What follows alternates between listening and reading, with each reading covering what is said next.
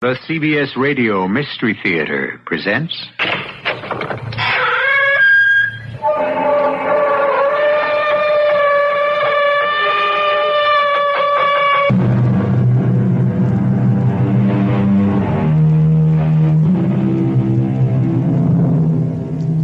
Come in.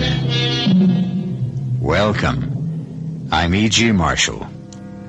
From almost the beginning of time, the tellers of tales have been fascinated by the story of the being who leaves this life, makes a short trip to the regions of the dead, and then tries to find his way back again into the land of the living. Not always an easy thing to do. In fact, the ancient Roman poet Virgil said, if we may be permitted to update his words a bit, the way down to hell is a cinch, but the way back may present a few difficulties. Our story involves just such a trip.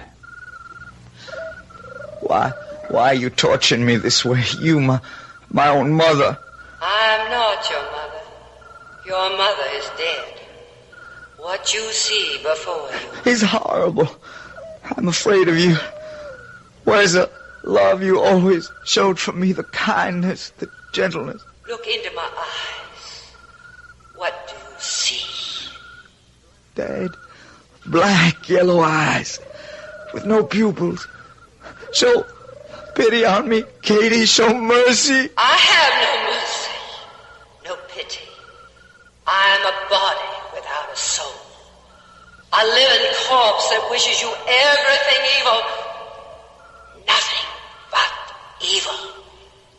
Because I loathe and despise you, my son.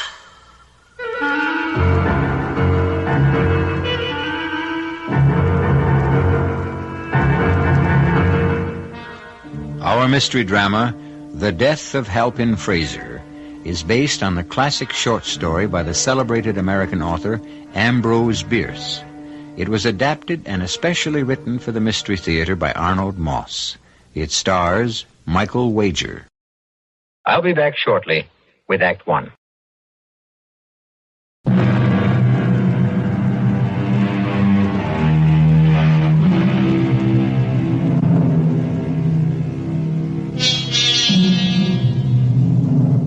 The end of life is often accompanied by greater changes than many of us will admit. We have heard, for example, that the spirit of a dead person may occasionally come back to haunt the living, taking the physical form of the body that spirit once inhabited. But there are other times, we are told, when the body returns without the spirit, without the soul that had animated that body in life. Our story is concerned with just such a phenomenon. A dark night in the midsummer of the 1870s. A young man waking from a dreamless sleep in a forest near the Napa Valley in California lifted his head from the earth and, staring into the blackness, screamed, Catherine! Catherine, He says nothing more. He knows no reason why he should have spoken that particular name. The young man is Halpin Fraser, and although he is unaware of it at that moment, Halpin Fraser is in the deepest of trouble. Earlier that same day, he had gone hunting in the hills west of the valley, looking for doves and other such small game. Late in the afternoon, the sky had suddenly become overcast with threatening clouds, and he had lost his bearings. Where am I? Is this the way back? If I turn right, this rotting tree stump... No, right seems to lead nowhere. Everything's become so dark. How long have I been walking? It must be hours. Oh, I'm completely exhausted. My legs, I can't lift my legs another step. They're like lead. My head. Wait a minute. That little clearing over there near the twisted roots of that large madrona tree, wouldn't it be the sensible thing to stop trying to find my way in the dark? Yeah, I'll go to sleep right here. Sleep. Sleep, I must get some sleep. And in the morning, when it gets lighter, everything'll be fine. With nothing under him but the dry leaves and the damp earth, and nothing over him but the branches from which the leaves had fallen, and the sky from which the earth had fallen, Halpin Fraser fell asleep. Hours later, in the middle of the night. Catherine! Catherine LaRue! Catherine LaRue? Who is Catherine LaRue? I don't know. I have no idea. Who are you? I can't see you. Get up, Halpin. Up. And start walking. Walk where? It's still dark. Along that dusty road in front of you. It look so white. Where's that strange yellow-green light coming from? It's blinding. Keep walking. Where does this road lead? Where are we going? Why, as I walk on my feet making no sound? Look around you. Yeah. Your body is casting no shadow. True. Why should that be? What are those noises?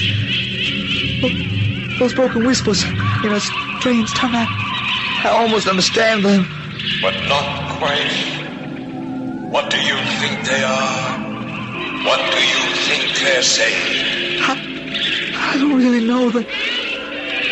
Those sounds seem like part of some monstrous conspiracy against me, a conspiracy against my body and against my soul. What are they? Keep walking, Halpin. You will soon find out. I'm tired, thirsty. I must find something to drink. Where are you going, Halpin? Over there, there's a depression in the ground. Where a wheel has passed, there's a little pool from a recent rain. I'm going to drink from it. Go ahead, Halpin. Cup your hands and drink deeply. Drink fully. There's no water at all. It's a pool of blood. My hands are dripping blood. Look down at the patches of dust between the wheelways and the roads. It's spattered with red as if it'd been raining blood. Where are we? Who are you? Keep walking, Halpin. Halpin, have you considered that possibly you're being punished for something? Punished? For something I've done, something I can't recall. Think back. Try to reconstruct in your memory the last 10 years of your life. No, I can't! I won't! Think back, Halpin. Think very hard. Think back. Think back. Think back. Halpin, it would seem your mother has done it again. Her party tonight is surely the peak of the Nashville social season. Mother certainly does know how to give a party. Look at all those beautiful young women twirling around in their pretty party dresses. And the young men so handsome and gallant as they dance with them. In spite of the fact that some of those young men have only one arm or one eye. Thanks to bleeding their hearts out at places like Chickamauga and Bull Run. Well, that's all past, son. We mustn't think back. Besides, we can be grateful that, thanks to some of my good friends, you were spared the worst dangers of the battlefield. How well I know, Father. Will you just take a look at old Ben Ashford cavorting around on the dance floor with that handsome young lady? Spry as a man half his age. Get to know old Ben, son. A real good man to know. I'm sure of it, Father. A person of great power can be most helpful to a young man beginning his career in the profession of the law. Are you listening to me, Halpin? Excuse me, Father. My mind was on something else for the moment. Oh, I think I see what you mean. Isn't that Oscar Shelby's daughter over from Memphis? That's right. Mary Ellen Shelby. Yeah. Juicy little morsel, isn't she? I admire your taste. Oh, Fraser, what dark and terrible thoughts are you trying to implant in the innocent mind of my darling son? Evening, Katie. You look beautiful tonight. Oh, thank you, sweetheart. You both enjoying yourselves? It's a fine party, Katie. Oh, just trying to be a good wife to you, Ben. And a devoted mother to you, Halpin. It's not every day that a young man just 6 months out of law school is promoted to a junior partnership in one of the most distinguished legal firms in the state. I'm real proud of you, Halpin, my love. This part is just my way of showing it. Well, I did help a little, you know. Oh, no, there's Sue Cameron over there waving to me. Will you excuse me, Halpin, while I hobble over to on these poor arthritic legs of mine and see what's on her mind? Oh, and Halpin, after the party, do come into my bedroom and kiss me goodnight like a good boy, won't you? So many things I want to talk to you about.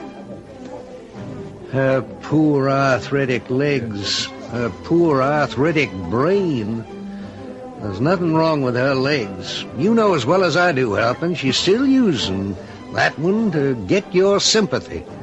She'll be asking you to dance with her any minute. Would you please excuse me, Father? Certainly, son, and convey your father's compliments to Mary Ellen Shelby. That's one of the prettiest pieces of woman flesh I've seen in many a day. Thank you, Father. I think you ought to know I'm about to ask that pretty piece of woman flesh to be my wife. But you're a grown man, Halpin. There's no reason for you to submit to these humiliations any longer. I will not listen to you talk about my mother. Halpin, dear, you just refuse to face the truth. The attachment she has for you is beautiful. Beautiful? Is that what you think? My Katie is devoted to me as I am to her. The way your mother thinks of you is not with the usual devotion of a mother for her son. And you even call her by her first name. I love my mother. But it's proper you should. But let's not talk about it anymore.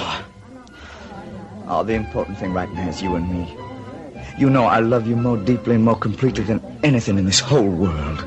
You love me well enough to leave Tennessee, to accept the offer your firm has made to establish a branch office in San Francisco, 2,500 miles away from Nashville, with very few chances of ever returning. I think so. And breaking out of this sick iron grip of your mother and father holding you in, because that's what you're going to have to do if you want me. As long as you're by my side, my wise, my intelligent, my obstinate, my beautiful darling, I can do anything. Oh, I love you, Halpin, with all my heart, my body, and my soul. Kiss me.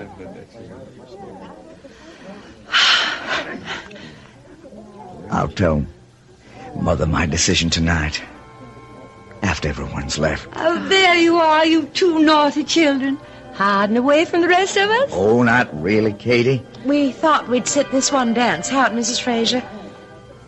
You have no idea how enjoyable it is to spend a moment or two alone with your very charming son. I have a very good idea, my dear. And I'm delighted to share it with you, but just for a moment or two. Besides, such beauty as yours, Miss Shelby, should not be hidden from the public view. Would you both excuse me, please? I'll be right back. Well, there's no denying that Mary Ellen Shelby's a very attractive young woman. In a common sort of way. Mother... Katie, Mary Ellen and I are planning to get married. You can't really mean that, Halpin. I do, Katie. I've asked her to marry me. Oh, but you're still a child. How can you be thinking about marriage? I am 22, Katie. Exactly. Have your little fun, I say, if you must, but marry? Why, in heaven's name, why not? Well, you're just beginning your career as a lawyer. A career that promises to be a brilliant one. Besides, nobody could ever separate us from each other. Could they, Halpin? I'm not yet ready to give you up to another woman. I'm sorry I was gone so long. Forgive me. We'll be serving supper in the next 5 minutes. Before we do, Halpin, Mr. Fraser, sir, I would be honored to be asked for the pleasure of this next dance. I'm awfully sorry, Mother. I promised it to Mary Ellen. You have? And the dance after that. And the one after that. You made fine beginning, Halpin. Keep thinking back and keep walking straight ahead, straight through this archway, this tunnel of overhanging trees. Those twisted yellow vines are blocking my way. They're catching me at the throat, choking me. Just follow the glare of that greenish light ahead of you, at the end of the tunnel. You haven't far to go. Just a few more steps, Halpin. Halpin Fraser. Mother! We meet again, Halpin. I told you we would. It's taken a long time. Such a long time since they placed me in my grave. We read that the grave unites us all. The grave where even the great find rest. That small piece of the churchyard that fits every one of us. And for most, a grave gives comfort. But for some, as we are about to see, the grave becomes a place of unrest rather than a place of rest. I'll return shortly with Act 2.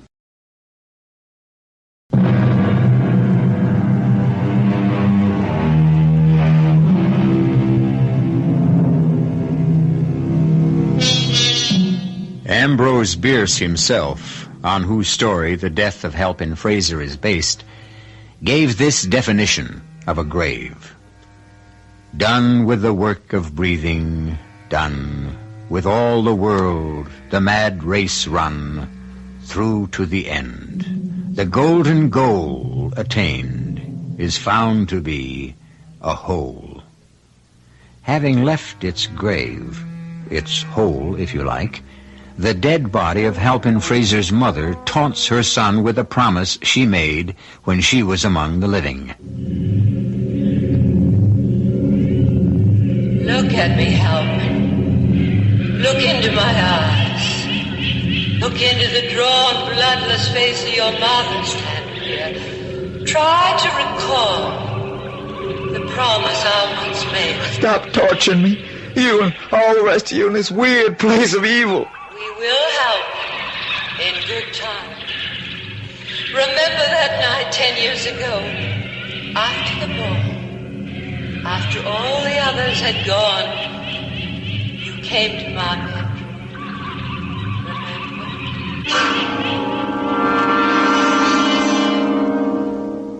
Sit closer to me, Halpin. Here, near the head of the bed. Now, be a darling, and massage the back of my neck, the littlest bit. Gently, lovingly, as long as you can. Oh, Katie, your hair is so long and so beautiful. And it smells so sweet. Oh. How's that? Feel good? Oh, wonderful, sweetheart. Wonderful. Your fingers are so strong. I'm beginning to relax for the first time in days. Katie, would you greatly mind if I decided to move to California, to San Francisco? I'm not sure I understand you, son. My firm has asked me to set up a new branch in California. They think there can be a great future there for the company and for me. Surely you never go. Oh, well, you don't mean you seriously think of moving away from Nashville forever? Oh, possibly. And Mary Ellen would go with me as my wife. I just never thought you'd have the heart to do this to me, Halpin. Not after all we've been meant to each other. Send us away with your blessing, Katie. It's the best way. Well, all last night, I lay awake, tortured by this miserable, painful arthritis, my fingers, my legs. And by the light of the full moon that was pouring in through the window, I kept staring at that portrait of you on the wall over there. Katie, please. Now, don't interrupt me. There you were, as you are now, young, strong, handsome. And as I gazed at that painting, a mist, a cloud of some kind seemed to cover over your beautiful features, to cover your face completely. As I looked, I realized it had been painted as if a thin cloth had been placed over your sweet face. The kind of cloth that's placed over the features of a corpse. Oh, Katie, that's ridiculous. Look at that painting now. Now, you must not laugh at me. As I continued to study the painting, I saw below the edge of the cloth the dark blue marks of fingers on your throat. As if you had been strangled to death. Mother, why do you tell me this? Now, what is that supposed to mean? It means that you may never go to California. Katie, dear, that doesn't make sense. Well, I can hardly bring myself to say this. But if you go, somehow you will meet your death there. In the next few years. By strangulation. Now, don't you take it lightly. I know what I'm saying. You take me with you. Oh, I'd be so little trouble. I hear they have fine medicinal springs over there. And in California, I could get better, and I could take care of my little boy. See that nothing evil ever happens. Katie, you listen to me. You will be killed if you leave me. So will the Shelby girl. And I will die, too. Katie, Mary Ellen and I have decided we are leaving in a week. Well, in that case, I suppose there's nothing for me to do except give you the blessing you asked for. Thank you, Katie. Well, as a wedding present for your wife, I'll give her the brooch I wore tonight at the party. Grandma's pink coral brooch? And her mama's before her. Been in the family almost 200 years. And for you, well, go over to my dresser and open the top drawer on the right. You see anything unusual? This hunting knife? That's for you. My papa's pearl-handled hunting knife. Forged out of the finest Toledo steel. And, take that little portrait of me in the gold frame, too. Oh, thank you, Katie. You are most generous as well as understanding. Mary Ellen will be pleased, and I am most grateful. Kiss me good night, Halpin. Good night, my darling Katie. No matter where you go, no matter what may happen, I promise you that you and I will surely meet again. Sometime, somehow, someplace. I will not break that promise. Good night, my love.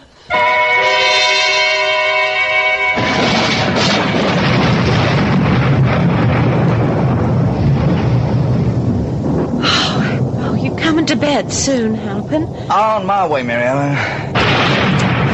Oh, all right. In all the years we've been in California, this must be the worst. Glad I didn't have to try to get around the streets of San Francisco tonight. What's that you've been reading?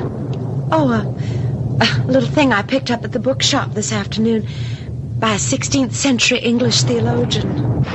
For greater change is wrought by death than hath been generally believed, whereas in general the spirit of a dead man cometh back upon occasion, yet it hath happened that the body without the spirit hath sometimes walked. What kind of morbid nonsense is that? Listen to the rest.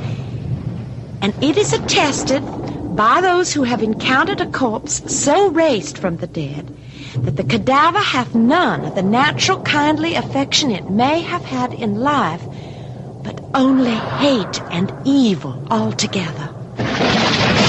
In other words, a dead person can come back without a spirit and without a soul, only in the shape of the body it had in life. And comes back as something hateful and ugly. He says it's happened. Oh, my darling, that is positively, unequivocally fascinating. May I have that precious book, please? What are you doing, Halpin? Tossing it in the wastebasket where it belongs. Oh, it's silly to bother your pretty head with such depressing and disturbing thoughts. Now, if you don't mind, I am going to concentrate on you. Both soul and body. Both. With your kind permission, my darling Katie. Your darling who? I am not Katie. Oh, forgive me, sweetheart. That was a stupid slip of the tongue. Whatever made me do that? And so, my dear son, on Sunday last, your darling mother and my beloved wife passed on to her Maker. She was buried, of course, in the family cemetery here in Nashville. A pity you could not have been with her at the end. As she gasped her final breath, the last words she spoke were, "Write Halpin that I shall keep my promise. He and I will meet again." What exactly she meant by that, I haven't the slightest idea. In any event, the widow Struthers and I send you and your wife our kindest regards and warmest feelings.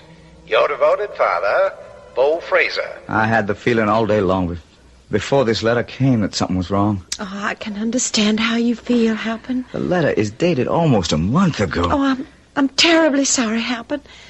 Oh, now put out the light and do try to get some sleep. You said you had a busy day tomorrow. I have. Good night, sweetheart. Good night, dear. Where were you when I needed you most? I couldn't help it. I died without the solace of my son's gentle hands on my cheek, without his warm lips on my forehead. You never loved me, Halpin, did you? Never really loved me? You know, that's not true. I always loved you, Kate. I always will. Halpin, are you all right? What? Are you all right? What? Can I get you something? I'm fine, Mary Ellen. You've been talking in your sleep again. Oh, my darling, try to go back to sleep. I don't think I can. Oh, let me get you a cup of warm milk. Oh, no, thank you, Katie. I don't think it... Katie? Not again, Halpin. I'm sorry. Katie is dead, and we are both well rid of her. I loved my mother. That was always plain enough. To me and to the rest of the world. You take care of what you're saying. Halpin, I will not be forced to compete for your love and your affection with a dead woman. She played on your sympathies with a whole bag of cheap female... You are speaking of my mother, a sick woman. A very sick woman. Oh, but not the way you mean. You were her disease. You, her young, handsome son, tied to her with an unbreakable cord that led right back to her womb. Mary Ellen, I think you said enough. You've asked for it. Her strong young son who turns out to be nothing but a sad little weakling. Mary Ellen! Respect. That's enough! Oh. You will never speak to me that way again. You understand? And that is the last time you will ever strike me. The very last. Where are you going? What are you up to? Here are your precious mother's wedding gifts. The pink coral brooch she gave to me, which I have never worn. My grandmother's brooch, you've broken it. And this picture of your darling mother can keep it company. Mary Ellen. And here's your grandfather's beautiful pearl-handled hunting. Are you out of your mind? Put down that knife. Will not until Drop that knife, you fool. Careful, you... Help me, give me that knife. You cut me across my arm. Give me that knife. Try to get away from me, you mama's boy, you great big nothing who just looked like a man. Watch out, Mary Ellen. I have the knife now. Go back to your mother's grave and let her sucker you. Help me! Slash my throat. My neck is covered with blood. I can't see you murder. You murder.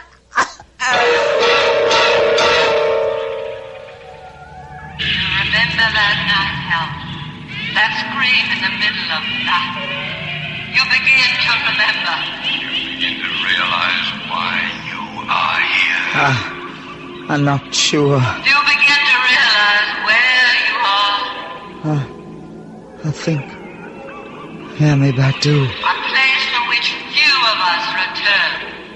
Are you beginning to recognize who I am? That voice of yours is so familiar. I'm sure I know it. It should be familiar, Halpin. And you should know it. Who are you? I am you, Halpin. You.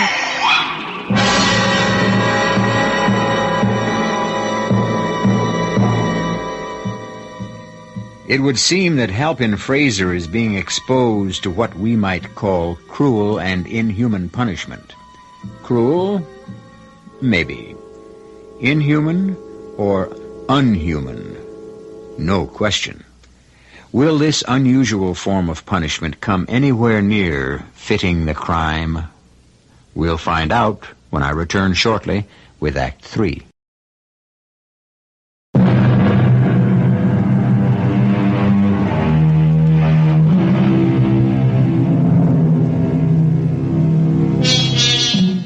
In ancient Britain, a dead body, a corpse, was also known as a lich.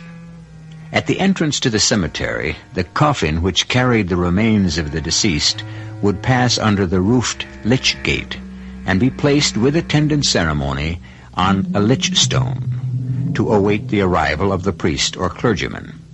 The lich gate was sometimes called the resurrection gate. The body or lich of Katie Fraser, devoid of spirit or soul, seems to have resurrected itself. It continues to torment Halpin Fraser. Why are you doing this to me? Are you trying to tell me that my being here some kind of atonement? For the murder of Mary Ellen. For ripping open the throat of your young wife. That is the very least you have to atone for. She was trying to kill me. Everybody knows that. Do they? Do they really believe that? Of course. Then why did you run away from San Francisco the day your wife was placed in her grave? Why did you hide away in that little mountain town? A town where your murdered wife was buried. In the graveyard of the little white church. The little white church. I don't know. Did you think changing your name after you came to the little town would help? You're trying to confuse me, both of you. But you did change your name, Halpin. From Fraser to LaRue. Of all names, why did you choose that one? LaRue. Why? I'm not sure. I don't know. Why? You torture me this way. You, Katie, you above all my own mother. I am not your mother. Your mother is dead. Where's the love you always show for me? Where's the kindness, the gentleness? They all seem to be swallowed up in fear. And hatred, Halpin. Cold hatred. Why do you hate me? You still don't know why. I will not stay here and listen to you too. No? Where will you go? Where, Halpin? You'd like to run away? Go ahead. I can't. I feel like lead, as if they were glued to the ground. They won't move. Try your arms, your hands, your fingers. I can't move them either. It's as if they were frozen stiff. Oh, take pity on me. The apparition which you see before you has no pity, no feeling. It's an empty shell of hatred, a body without a soul. And this living corpse wishes you everything evil, nothing but evil, because it loathes and despises you. Oh, God, help me, Katie. Help me! Holka! The night fog is so thick I can hardly see. This way! And stay as close as you can. Hear those voices, Halpin. They're coming to get you. What'll I do? You're going to feel the agony of the hangman's noose around your neck. You'll hear the loud snap as it Scotty! I won't listen to you! Remember the dark blue marks I saw around your neck on your portrait? I remember the marks of the hangman's rope! The time has come, Halpin. The last breath is about to be squeezed out of your body. Help me! Save me from them!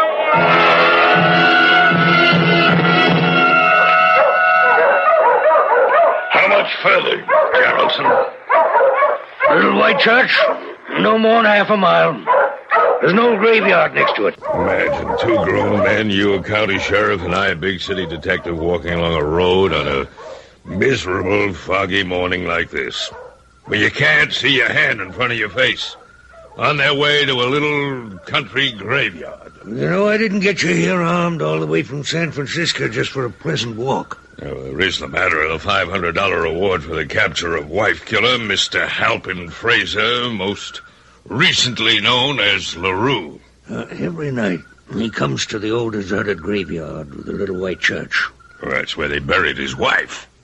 Couldn't you fellas have sense enough to suspect that he might sometime come back to pay a visit to our grave? Well, in fact, we figured it'd be the very last place he'd return to. He's been there every night for the last 3 weeks, and often stays till dawn. He's armed. Matter of fact, one night last week he took a shot at me. If we can take him, half the reward is yours, of course. How much further? A couple of 100 yards or so. Hold it a minute. Look at that strange light ahead of us. Even through this thick fog, kind of sickly, greenish yellow light. Could that be him? Hey, I found something. Don't move! All right, let's go. Follow me into the graveyard and watch your step. Right behind you. Just past his broken gate. All right. Quiet down, boys. Quiet. Well, there's nothing here. I've never seen anything like this in my life. You'd never even know these were graves. Just discolored stones and a few rotting boards leaning at the craziest angles. Some of the folks who live near here call it the village of the forgotten dead. There's that strange light again. Like a green ball of light swirling around in space on its own axis. Seems to be beckoning to us. Shall we go see what it is? Now, careful. Let's push our way through this growth of young trees. The dogs are onto something. I don't see anything yet. Well, let's follow that light. What on earth are they after? Mr. Holker, look over there. The body of a man lying on top of a grave. On his back, legs wide apart. One stiff arm reaching up into the air as if to push someone away, and the other near the throat. Both hands tightly clenched. It's beginning to disintegrate. Well, he's been dead for weeks. Until we can file a formal report with the county coroner, let's make note of what we've got here. I've got a notebook and a pencil. Good. Now take this down. Attitude of the deceased indicates desperation and resistance. To what? Look here. There's a shotgun, a mesh game bag, remains of 2 birds. Yeah, now write this down. Evidence of furious struggle. The throat and face deep purple in color, almost black. The neck bent backwards, the eyes staring, ready to burst from their sockets. The lips dry and cracked open. The protruding tongue, black and swollen, throat covered with contusions. Not just finger marks, but bruises and lacerations. I'll bet $5 this was done by Fraser, the man we're looking for. You better save your money, Geraldson. Look there at his feet under those leaves. Little red leather notebook. The initials HF on the cover. Anything in it? Something scrawled in red ink. Hardly legible. Red ink? With some kind of crude writing instrument. Well, can you make it out? I, Halpin Fraser, most recently known as Halpin LaRue. LaRue being my mother's maiden name. Admit to the murder of my wife, Mary Ellen Fraser. I'm now about to face my own death. Death by strangulation. Well, I guess that settles the identity of the body. Now, how would he know he was going to be strangled and still be able to write about it? I'm just reading what's written. Well, let's clear away some of the weeds in front of the headstone. Mary Ellen Fraser. He was murdered on his own wife's grave. Let's get the coroner up here right away. What did you step on? Wooden board from the head of a grave, fallen on the ground. Well, can you make out the lettering on the board? Just barely. Paint's faded away and part of the board's rotted off. Let's see. It says, "Here lies Catherine LaRue, F.R.A." That's all there is of the name. Born January 29. Can't make out the year. Died June 13, 1874. Nashville, Tennessee. Nashville? Well, what on earth is the headboard of a grave in Nashville, Tennessee? A whole continent away. Doing here in a graveyard in the Napa Valley of California. I wouldn't know, Mr. Holker. I wouldn't know.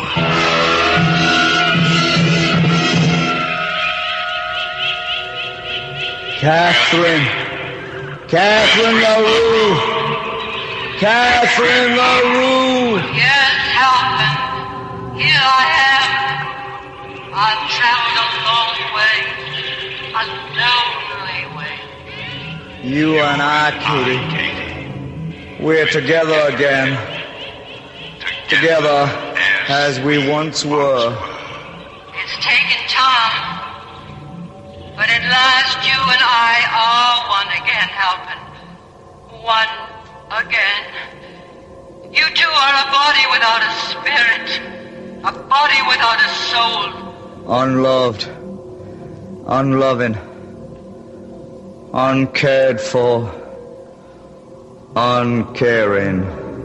But we are together again. Aren't we, Halpin? My son.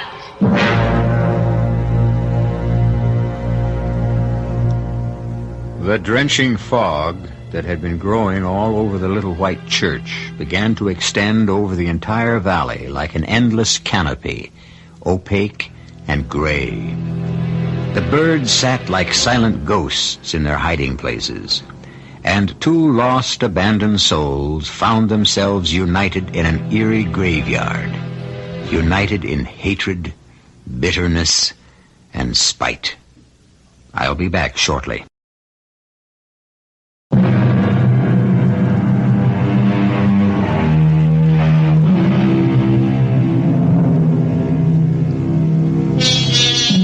Ambrose Bierce, whose tale was the basis for our mystery, was born in a small town in Ohio in 1842. He moved to San Francisco, where his writing became extremely popular. In 1913, at the age of 71, he disappeared into Mexico. Every trace of him was lost forever. Is it conceivable that he, like Halpin Fraser, might have met his end at the hands of some Mexican lich? It's interesting to speculate. Our cast included Michael Wager, Grace Matthews, Arnold Moss, Patricia Elliott, and Court Benson. The entire production was under the direction of Himan Brown. And now, a preview of our next tale. You have to leave. Answer me one thing first. Anything. You won't let whatever happens change you? You'll stay the way you are? Why should I change? Supposing I wasn't alive. Oh, Sarah, then I wouldn't be alive either. It isn't always that easy to die. Sarah? Sarah, what are you talking about? Promise me, darling. If anything happens, just keep on being my same loving, kind, gentle Alvin. What crazy talk is this? I'm Alvin Freiberg. I'm 30 years old. If I don't know what I am now, I'm in sad condition. I'm only thinking of the future. Oh, the devil with the future. We're living now. That's just the trouble, my darling. We're not. This is E.G. Marshall inviting you to return to our Mystery Theater for another adventure in the macabre. Until next time, pleasant dreams.